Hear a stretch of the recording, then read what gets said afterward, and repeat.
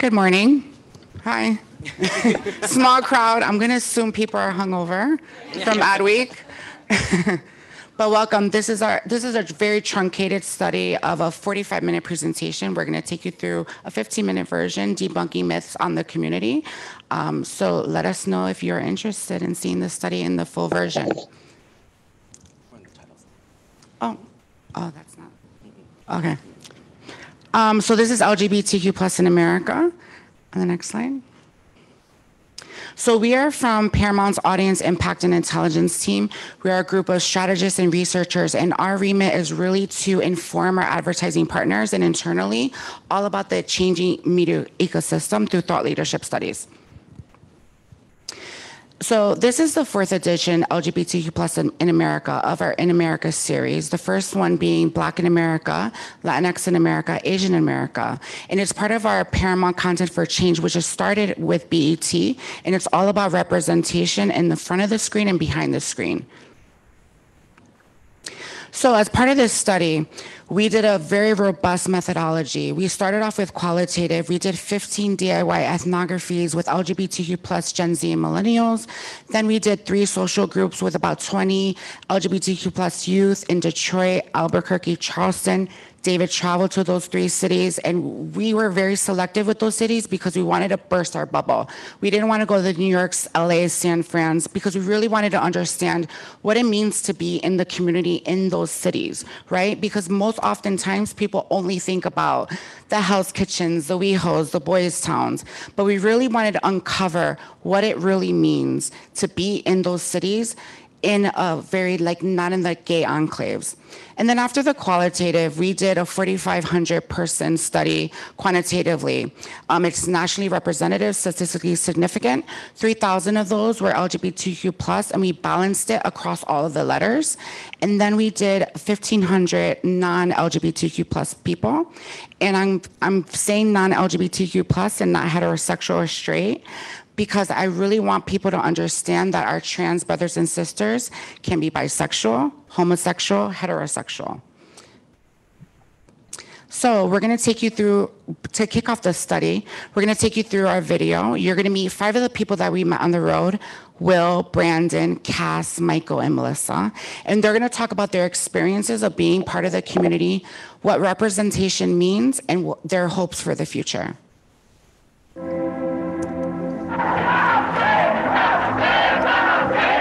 We, the people, declare today that the most evident of truths, that all of us are created equal, is the star that guides us still.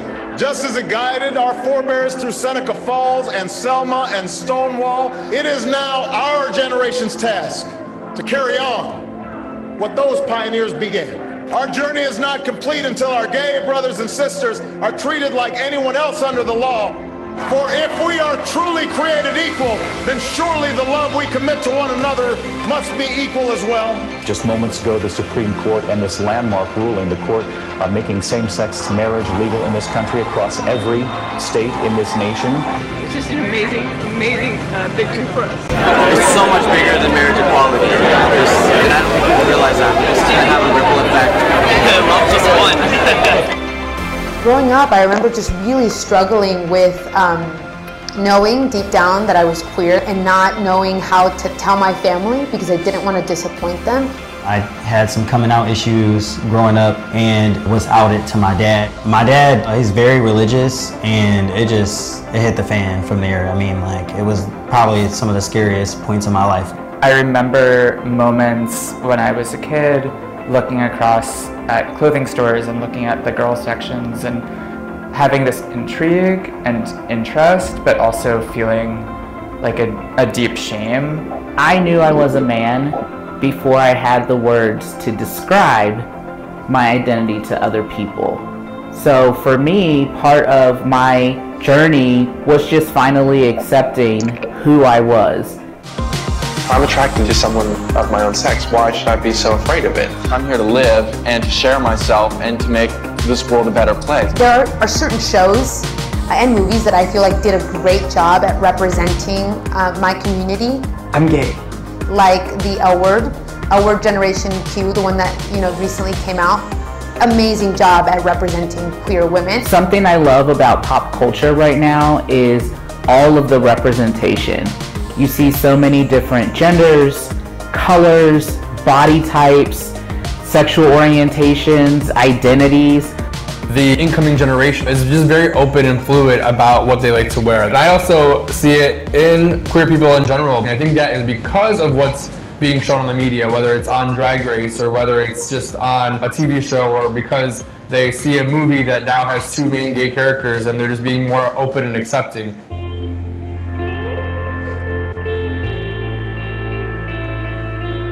Transgender people in the Tampa Bay area, many afraid for their lives as hate crimes against that community have increased. Arkansas and Tennessee are the latest states to sign anti-transgender legislation into law. A controversial bill became law today in Florida. The Republican governor signed the measure that bans lessons on sexual orientation and gender identity in kindergarten through 3rd grade. I am assumed to be a cisgender person, and I benefit from that. Some safety and being welcomed into spaces where my counterparts are not as easily welcomed. There is a lot of gratitude on my part, but there's also some additional responsibility that I have put on myself to help make spaces safer and more affirming and more welcoming for my trans siblings out there who don't share the same privilege. There's always this mental calculus going through my mind of assessing my safety.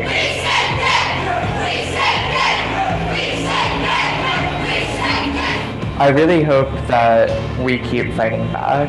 I hope that we don't get complacent. I feel like the next 10 to 15 years of queer culture is going to be really difficult. I just feel like history is repeating itself, but I do hope that I can be someone who can move through it with grace and dignity. I'm excited for young people to not only know who they are, but to also have the words and the vocabulary and the community to be who they are authentically from the moment that they can speak.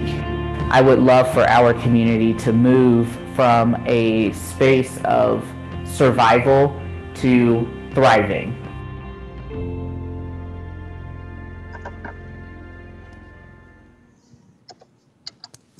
So as I mentioned, this is a very truncated version of a full presentation. To give you a lay of the land of the full presentation, these are the 6 different chapters in the presentation. First, we go into who we are, really unpacking across the different letters and breaking it down our experiences.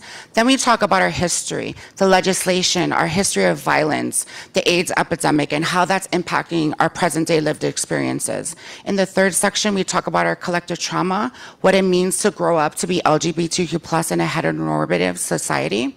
And then it's not all doom and gloom. There's some signals of hope and progress that is happening. In chapter 4, we talk about that. And then we go into the power of representation. What does it mean to us? The representation that is lacking in the community.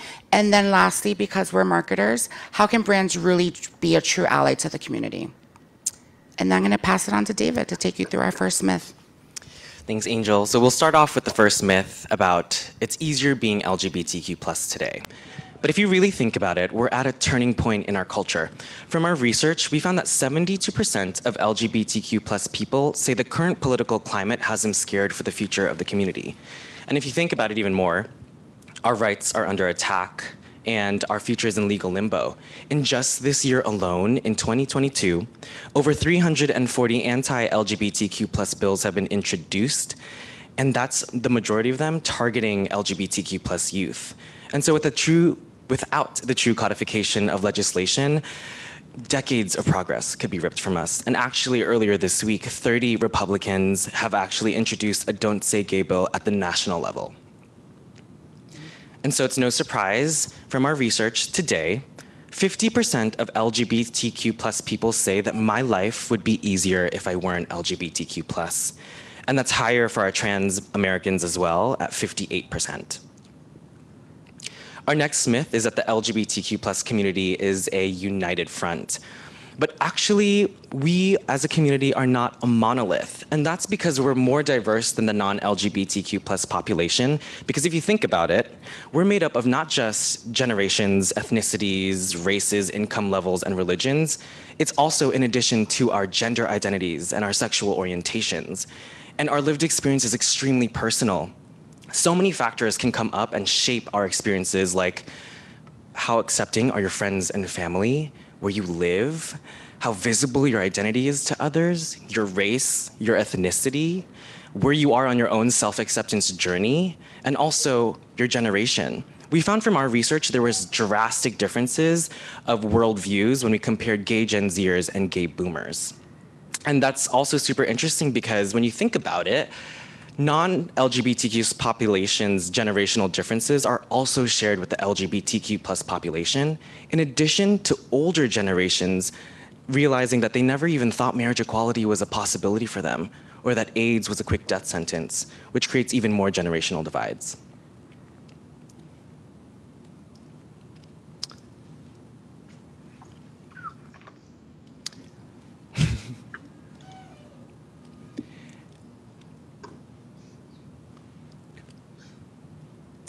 It's a Thursday morning. And when we think about the word community, we may think that we are actually together and united, but this is untrue. From our research, we found that the LGBTQ plus community is pretty split on whether the community even exists.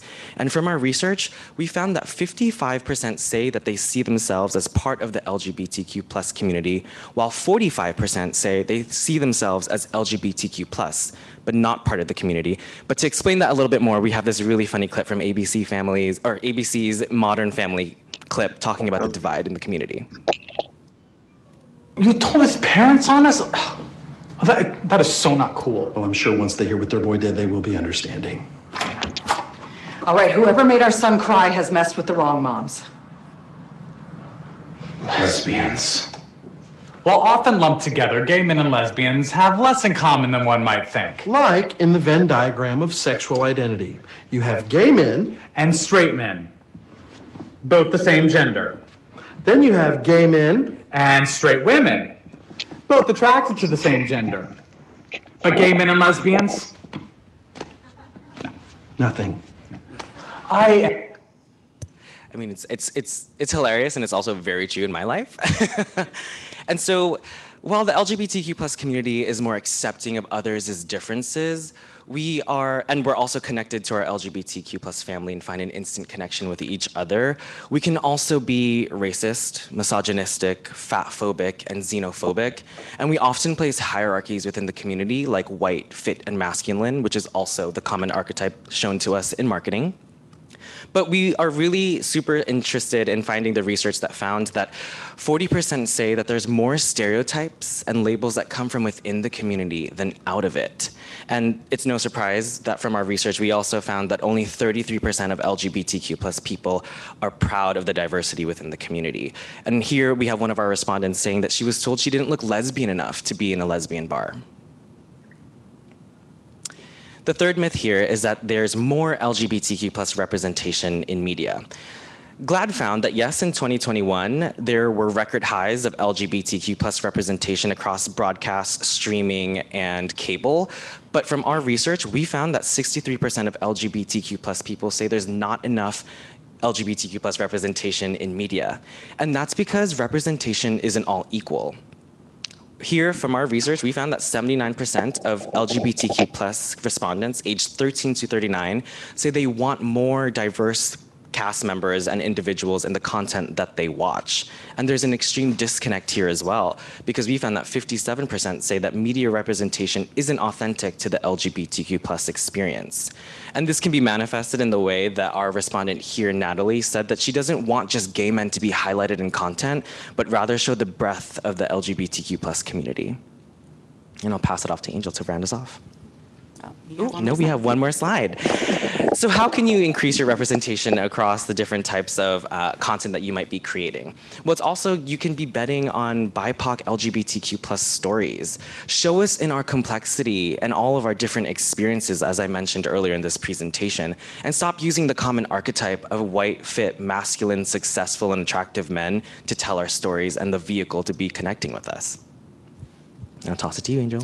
So for our last myth, a lot of people say, why should I care about the LGBTQ plus community? They're a small percentage of the population, but we're gonna tell you why you need to keep this as a priority for your marketing.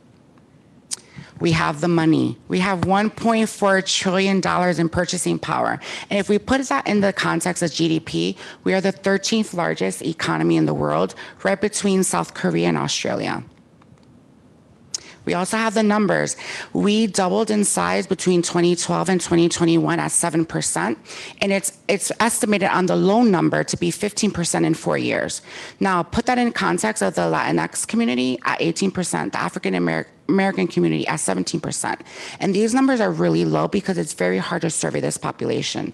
And if you look at Gen Z is identifying as 20% of the population of LGBTQ plus people. We also have the reach. In our survey, we were very intentional with this question. We didn't say, do you know someone from the community? We said, do you care? Is there someone that you care about in your life from the community? Establishing that there's an emotional connection. So 70% of non-LGBTQ plus people say there is someone that they have an emotional connection with. So now that 7% that exists today is now 70%. Because when you target us, you're targeting our friends and family, our allies, our coworkers, our colleagues, everyone else that's looking for diversity and that's accepting. And when you look at acceptance rates, 72% of the US population is accepting of the community. So regardless of what's happening in the news, that's a small vocal minority, unfortunately, but do not let that dictate your marketing initiatives. And then that's it. Prioritize us, be an ally as a marketer, as a human, and thank you for joining this talk.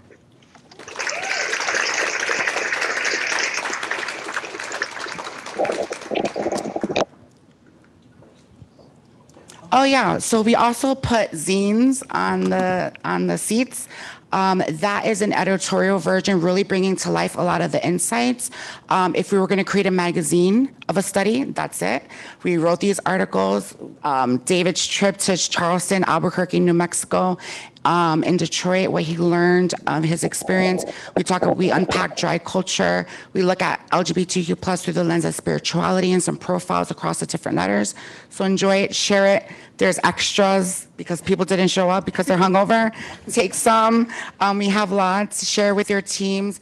And yeah, and if you are interested, let us know. We'll be happy to share the full study with you. And then we have Q&A. So, any questions? Anybody got any questions? No? Okay, great. Enjoy the day. Oh, you do. Wait for the mic.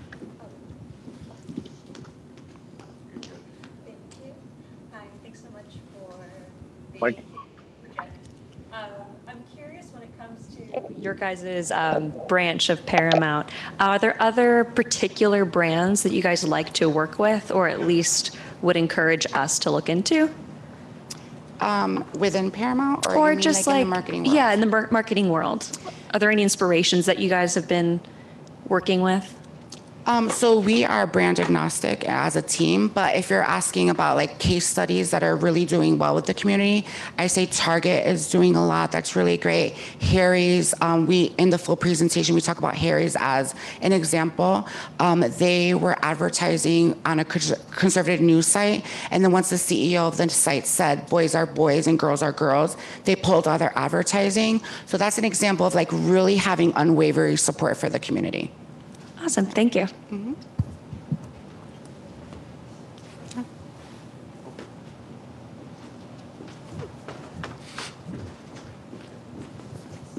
Sorry about that. Yeah. Thanks.